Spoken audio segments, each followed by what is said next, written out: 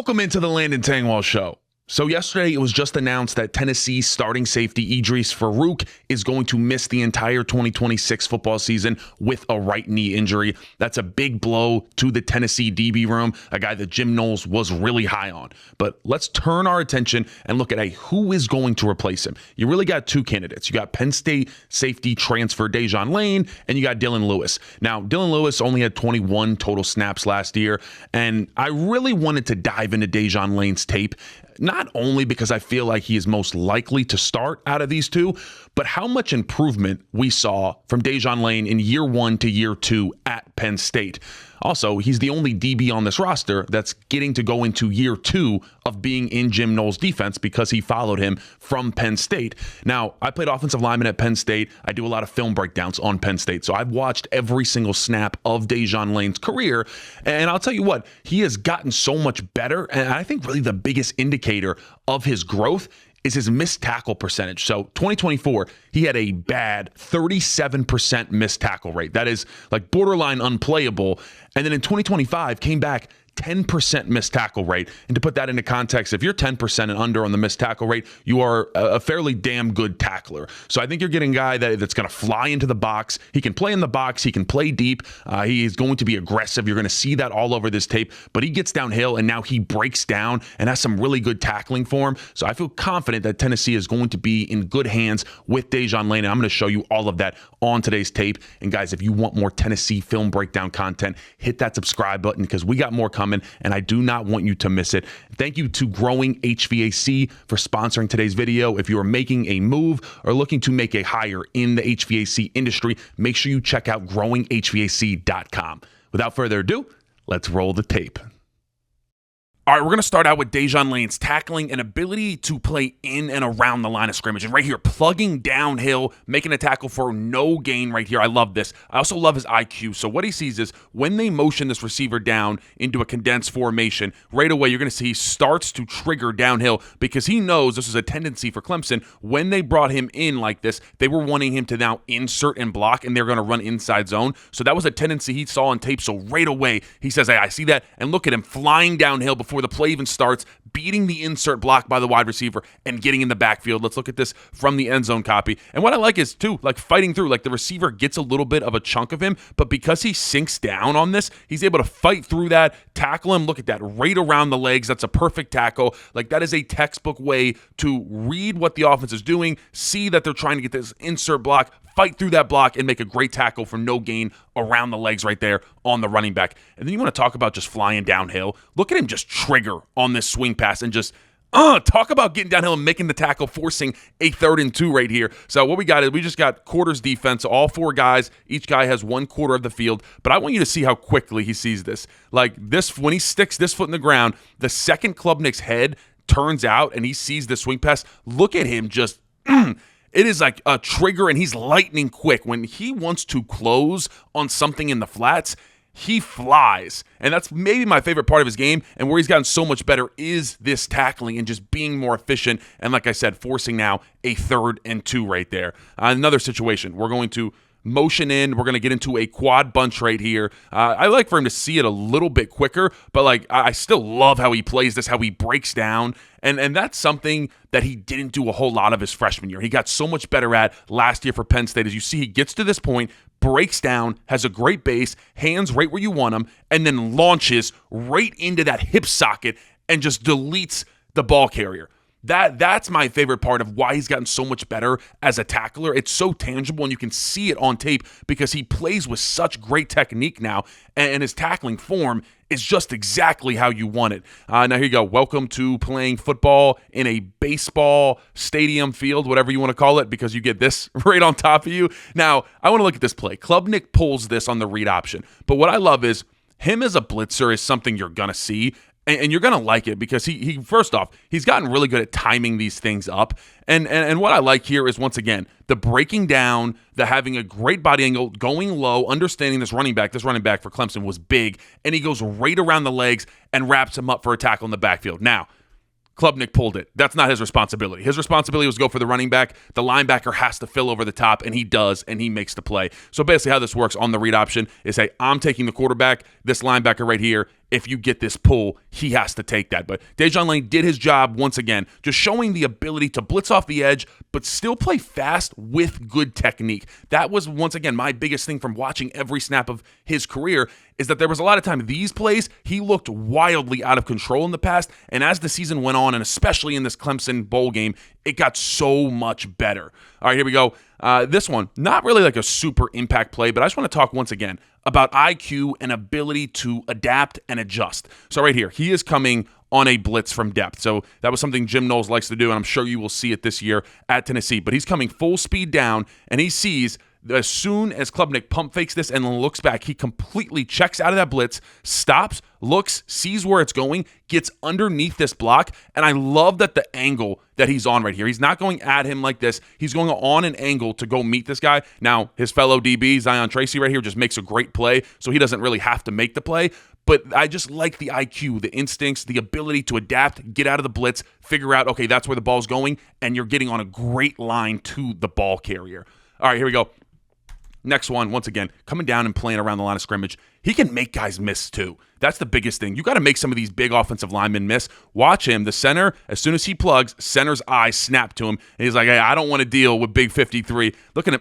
Loop, get out of the way. 53 falls on his face. Now, this is where we need to get a little bit better. And granted, the field, we'll talk about this. It was like 15 degrees this day in New York. The field was literally frozen over. It was not good conditions. So it wasn't the greatest time to be jumping around. But I love the fact he can make guys miss. This was the one play where I was like, I need you to get a little bit more in on that tackle.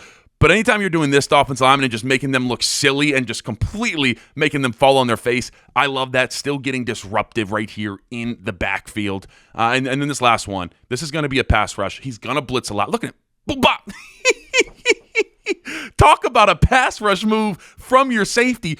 Putting the offensive lineman, I love it. Little shimmy, inside stab, back outside, eat a freaking club move. We put him back down in a 3-point stance on the line of scrimmage.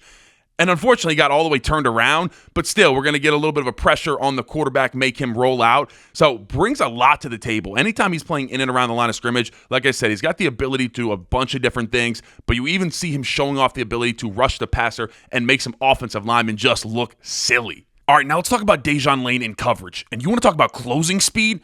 Bop! Lay a hit on him too.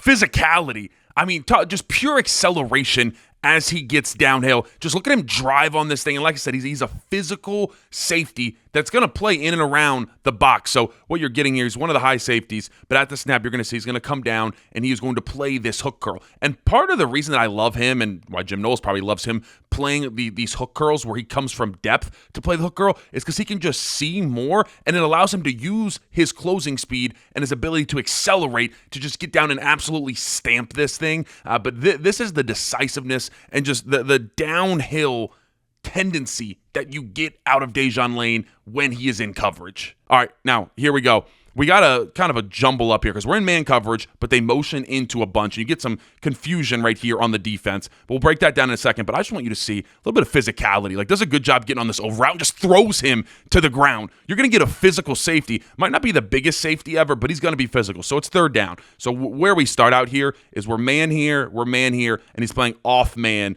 right here. Now, once you motion into a bunch, different DBs have different rules for how they handle that, but you have bunch rules as a cornerback, as a DB. And so they kind of get confused here, and two decides to follow this. But Dejuan Lane does his job. He knows this is his job right here. And as soon as he breaks into this over route, I love how quick and twitchy he is. He gets right up on that hip. And like I said, this is the physicality you get where this isn't really illegal. Like, maybe it is, whatever. You're not going to really throw a penalty on that. It's just being physical and just being a grown man in coverage and just putting that physicality on the receivers. There's just something to be said for that. And when you bring this to the defense, that's what gets me a little jacked up, gets me a little excited. Here we go. Pole is back right in our way. But it's just another example. This is a minor one, but you get sacked. Look at Dejuan Lane right here. Play's already over. Just give you a little shoulder under the chin. Just let you know that I'm always here. Just let you know that I'm always going to be a little physical. Just eat that forearm shiver up under the chin. That's the type of player I like. So I wanted to put that in there. And then here we go.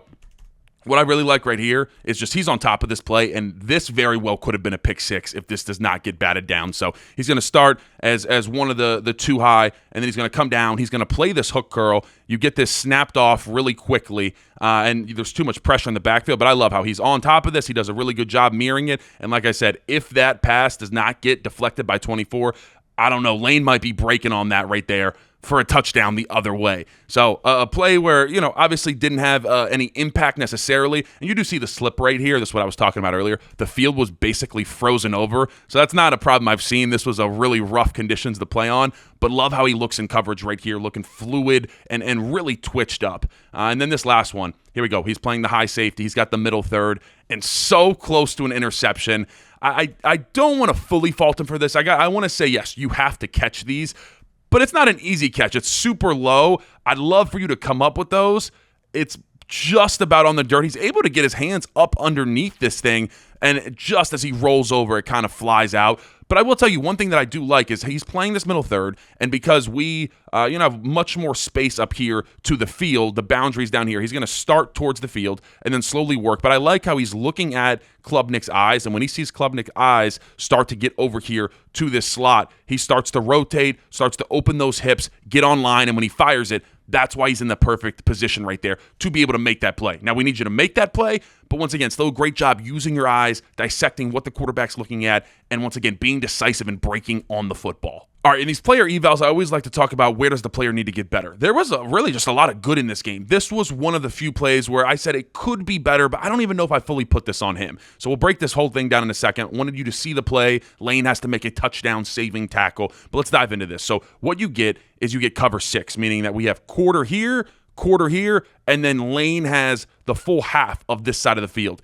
So what you're really getting is you're getting cover 4 to the boundary, and you're getting cover 2 to the field right here. Now, what he has up here is it's not just him. I mean, he has this half, but he also has a cloud defender right here on this cornerback. Now, one thing I will say, as we get into this, I think this cloud defender could definitely sync more with this. There is nothing that's bringing him in. It's not like there's an in-breaking route. Everything is breaking this way. So I would have liked for this cornerback, and I'm sure his coach told him, hey, drift with this longer. But what you see here, even though Lane has this whole half of the field, is he sees everything flowing this way. Klubnik even starting to roll out this way. So he starts to flow with all of this, trying to go make a play.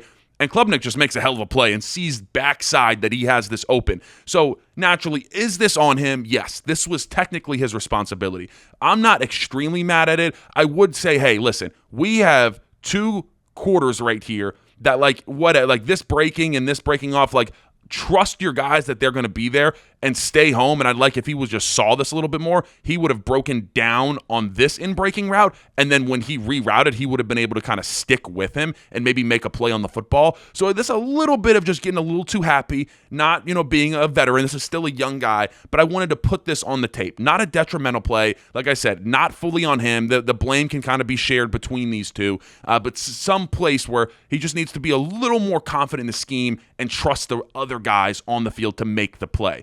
And then this one right here, you're going to see this is a tough one. He's in a really good position here. It's 3rd and extra long. He arrives at the receiver too early, and he's making sure not to get a DPI. And that's really what he's trying to do. So you see, Klubnik starts to roll out. You get this sit route, this really deep sit route. He throws it, and he's like, hey, I don't want to just hit him because it's 3rd and forever. So you're going to see he actually plays it pretty well. He gets this arm around, almost reaches down and hits it. It's just a damn good play by the offense. Sometimes the coach always says, and whenever you're in the film room, hey, they're on scholarship too. This is one of those plays they're on scholarship too. You were in great position. You made sure not to get a DPI. You jammed that arm in there. It was just the pass was right where it needed to be, and the wide receiver made a good play. So I'm not mad at it, but I wanted to show you 2 what I would call, negative plays from the Clemson game. But overall, really high on this guy. Not a situation you want to be in where he has to be the starter, but I think Dejuan Lane's going to be just fine for Tennessee in 2026.